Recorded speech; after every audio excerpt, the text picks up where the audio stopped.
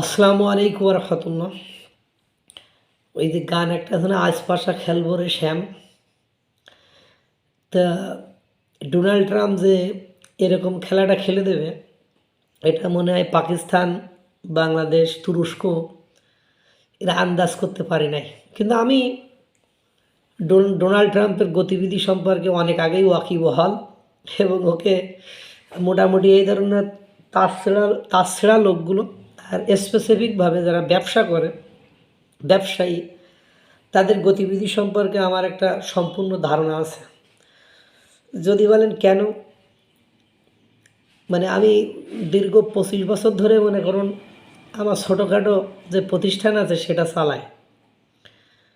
তো ও আমার প্রতিষ্ঠানের একসময় শিক্ষক ছিল, ঢাকা ইউনিভার্সিটির কমার্সের কিছু স্টুডেন্ট আর কি, ম্যানেজমেন্ট, ফিনান্স, মানে মানে এইগুলো তারা পড়াইতো, অ্যাকাউন্টিং এগুলো পড়াতো।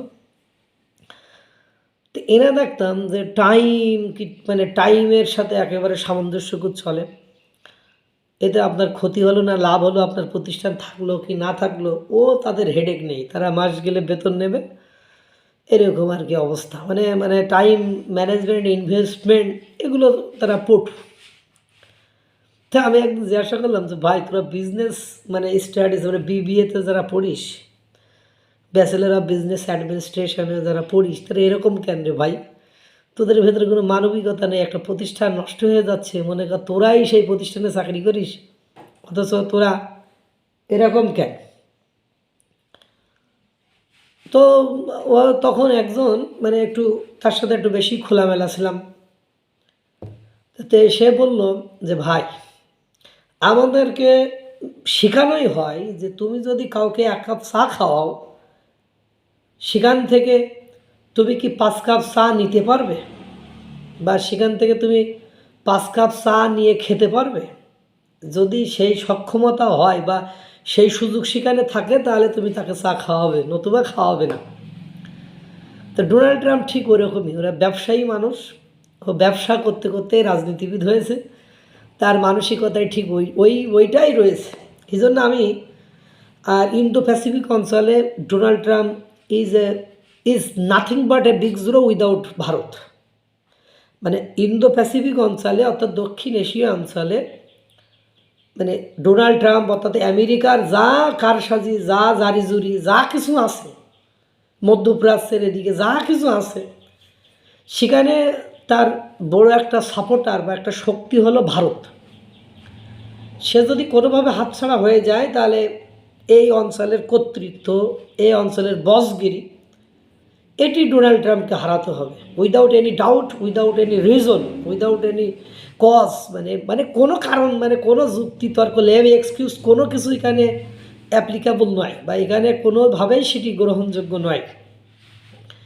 তো অনেকে ভাবছে, পাকিস্তান ভাবছে, বা মানে বাংলাদেশ ভাবছে, আরে হঠাৎ করে ডোনাল্ড ট্রাম্প বা মার্কিন যুক্তরাষ্ট্র মানে বাংলাদেশের ডক্টর ইউনূস ডোনাল্ড ট্রাম্পের মানে নির্বাচনের বিপক্ষ দলকে সহায়তা করেছে, আর পাকিস্তানের সাথে ডোনাল্ড ট্রাম্পের মতো একটা, পাকিস্তানের মতো একটা নিঃস্ব, ব্যর্থ, অথর্ব, সন্ত্রাসী, জঙ্গিবাদ, মৌলবাদ রাষ্ট্রের সাথে ডোনাল্ড ট্রাম্পের দেশের একটা সম্পর্ক হবে, এটা তো ডোনাল্ড ট্রাম্প কোনোভাবে মেনে নিতে পারে না, বা ডোনাল্ড ট্রাম্পের পক্ষে এটা সম্ভব নয়। তা ভেবেছিল যে ভারতের সাথে তো একটা রিলেশন আছে, এখন ভারতের তো দেখি সবার সাথে বন্ধুত্ব, দিনকে দিন ও সবার মানে মানে দাদার দাদা হয়ে যাচ্ছে, এরকম একটা অবস্থা। তো আমাকে একটু কন্ট্রোলে নিয়ে আসার জন্য একটু সাপসুপ দিয়ে দেখি কি করে। সেই প্রেক্ষাপট, সেই ধাঁচে, সেই স্টাইল ধরেই দেওয়ার চেষ্টা করেছিলাম, কিন্তু দিন শেষে যে দেখা গেল কাজ হচ্ছে না। তো না, এর কাজ না হচ্ছে তো না, আবার এদিকে আশেপাশে সব কর্তৃত্ব হারাই যাচ্ছে, আর ভারতকে দেখে অনেকেই আবার সেরকম মানে বিদ্রোহী হয়ে যাওয়ার চিন্তাভাবনা করতেছে, বা ভারতের দেখা দেখি ব্রাজিলও মানে রিজার্ভ তুলে নিচ্ছে, ভারত তুলে নিচ্ছে, চীন তুলে নিচ্ছে। বাহ, এই তো বহুত বিপদে ভারত আমাকে ফেলে দিচ্ছে, বা ভারত আমাকে ফেলছে, বা আমার রাষ্ট্রকে তো একটা ঝামেলার মধ্যে ফেলে দিচ্ছে। তখন ভারত অনন্য উপায় হয়ে, অন্য কোনো উপায়ান্তর না পেয়ে ভারতের সাথে সব চুক্তি করে ফেলল, বাণিজ্য চুক্তি, এবং ভারতকে যে শুল্কের ফাঁদে ফেলে বা শুল্ক দিয়ে চাপ দিতে চাইছিল, সেই শুল্কটা এখন পাকিস্তান ভারতের চেয়ে কম করে ফেলেছে। এখন করা শেষ, সব কিছু চুক্তি করা শেষ, শুল্কও কমানো শেষ। এখন ভারতের সাথে একটা আলাদা একটা প্রেম প্রীত ভালোবাসার জায়গা তৈরি হয়েছে আপনার ডোনাল্ড ট্রাম্প। সেই জায়গা থেকে নয়াদিল্লির সাথে বাণিজ্য সমঝোতার ঘোষণায় ডোনাল্ড ট্রাম্প প্রশাসন ভারতের একটি মানচিত্র প্রকাশ করেছে আনন্দে আপ্লুত হয়ে। মানে ভারতের চাওয়াই এখন বোঝাতে চাচ্ছে, ভারতের চাওয়াই চাওয়া, ভারতের মানে ভারত যেটা বলেছে ওটাই সত্য, ভারত যেটা করতে চায় ওটাই ঠিক, এইটা বোঝানোর জন্য যারা একটা মানচিত্র প্রকাশ করেছে। এতে পুরো কাশ্মীরকেই, মানে কাশ্মীরের 3 পার্টস অফ কাশ্মীর, মানে 3টা অংশ, এই 3টা অংশের মধ্যে একটা জম্মু কাশ্মীর, একটা আজাদ কাশ্মীর, আর একটা হলো আর একটা চীনের দখলে থাকা আর একটা কাশ্মীর, এই হলো আরসাই না কি যেন এই কাশ্মীর, আকসাই, আকসাই মানে চীনের অংশের যে কাশ্মীরের যে অংশটা আকসাই বলে। এখন কথা হলো যে ডোনাল্ড ট্রাম্পের প্রশাসন যে মানচিত্র প্রকাশ করেছে, সেই মানচিত্রে ওই মনে করেন অংশটুকু পুরো কাশ্মীরটাকেই ভারতের বলে দেখানো হয়েছে। কেবল তাই নয়, ওই মানচিত্রে রয়েছে আকসাই চায়না। ট্রাম্প পাকিস্তান আর চায়নাকে টার্গেট করে কোনো বার্তা দিলেন আর কি। শনিবার বাণিজ্য মন্ত্রণালয় থেকে এই মানচিত্র প্রকাশ করে বলা হয়, একাধিক আমেরিকার পণ্যের শুল্ক কমেছে। কাঠবাদাম থেকে শুরু করে অসংখ্য পণ্য ভারতের নতুন বাজার পেয়ে যাচ্ছে। ওই মানচিত্রে ভারতের নিয়ন্ত্রণে থাকা কাশ্মীরের সাথে পাকিস্তানের মানচিত্রের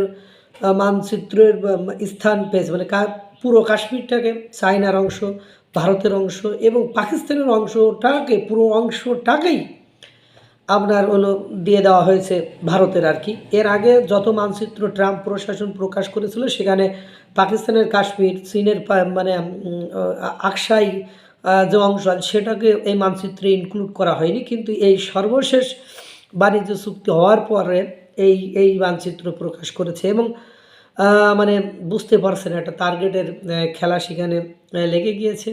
এবং মানে আপনারা জানেন যে অপারেশন সিঁদুরের সময় যখন পেহেলগাঁও হত্যাকাণ্ডের পরে ভারতের সাথে পাকিস্তানের একটা গোলযোগ শুরু হয়, তখন এই কাশ্মীরের এই বিষয়টি নিয়ে মানে দ্বিপক্ষীয় একটা আলাপ আলোচনা হয়। তখনও কিন্তু ডোনাল্ড ট্রাম্প নীরব ছিল, ডোনাল্ড ট্রাম্পের প্রশাসন নীরব ছিল, তারা কিচ্ছু বলেনি। কিন্তু এই বাণিজ্য চুক্তি হওয়ার পরে ডোনাল্ড ট্রাম্প একেবারে মানে কাশ্মীরের পুরোটাকেই, অর্থাৎ পাকিস্তান আর চীনের কাশ্মীরকেও ভারতের মানে বলে একটা দাবি টাবি করে দিল আর কি, চিত্র এবং চরিত্র প্রকাশ করে দিল। এটাই বাস্তবতা। এই জন্য মানে ভারত বিশ্বে তাদের জায়গাটাকে এতটা শক্ত এবং পোক্ত করে ফেলেছে, যেমন ইউরোপীয় ইউনিয়ন, এরপরে জিসিসি মানে সৌদি আরব, সংযুক্ত আরব আমিরাত, কাতার, বাহরাইন, মানে সব কিছুকে এমনভাবে টেকনিক্যালি হ্যান্ডেল করে ফেলছে বা এমনভাবে ম্যানেজ করে ফেলছে, ডোনাল্ড ট্রাম্প তেরামি করলেই বিপদ। এদিকে ছোটোখাটো অনুন্নত যে দেশগুলো আছে, যাদেরই ভারতের সাথে সম্পর্ক খারাপ, তারাই এখন দুর্ভিক্ষ, মহামারী, মানে আপাত বিপদে, মানে সাপদ সংকুলের ভেতর দিয়ে যাচ্ছে তারা। এটাই বাস্তবতা।